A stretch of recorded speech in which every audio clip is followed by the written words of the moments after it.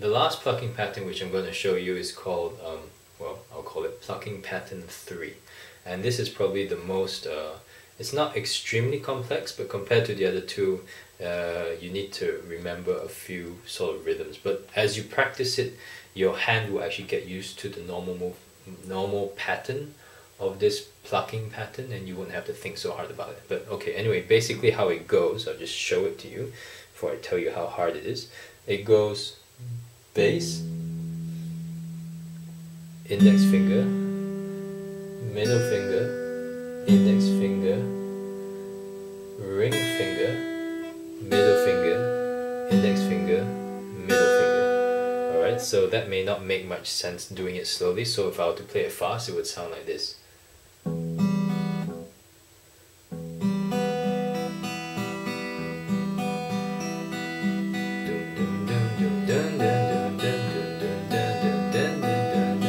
So to make it easier, I'll break it down into two parts. So basically the first part is the thumb, index, middle, index.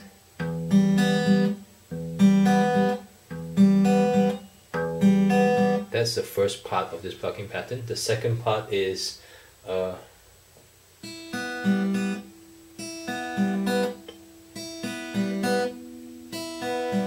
where you're going ring, middle, index, middle, ring, middle, index, middle, ring, middle, index, middle, ring, middle, index, middle, ring, middle, index, middle. Okay, so the first part is bass string, index, middle, index, and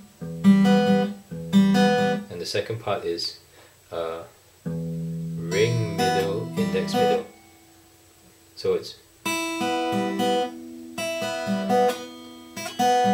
so first part, second part, first part, second part, and putting it all together, it's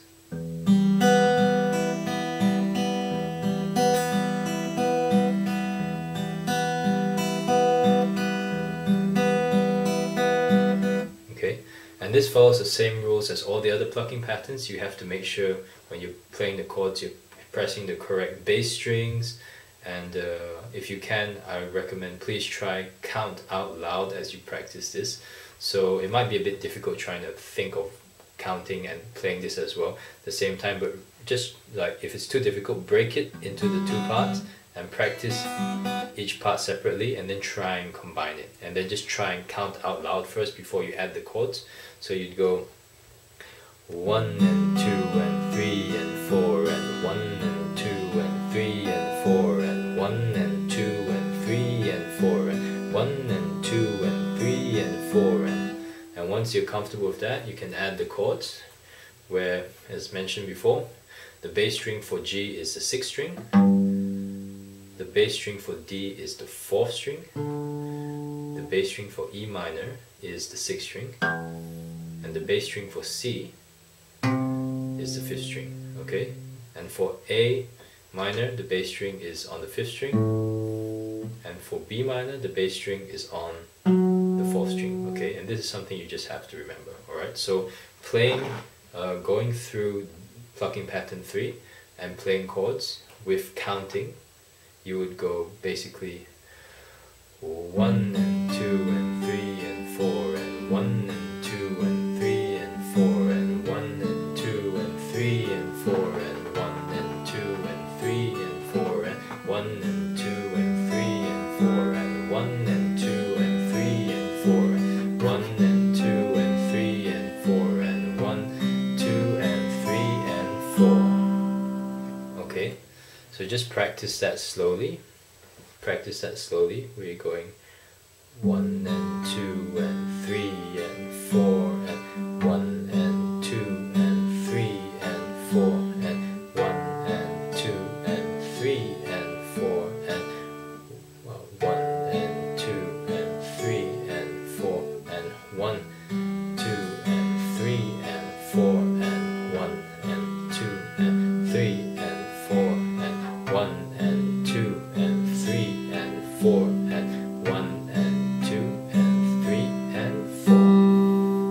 Okay, so that's that's basically how you play plucking pattern 3.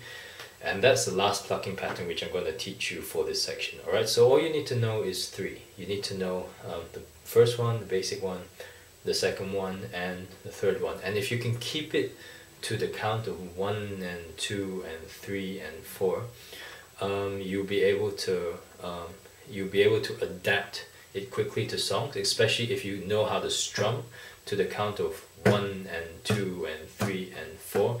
The plucking follows the same natural rhythm, right? Which is why it's important that you count out loud and get your body used to it. Alright, so practice that plucking pattern.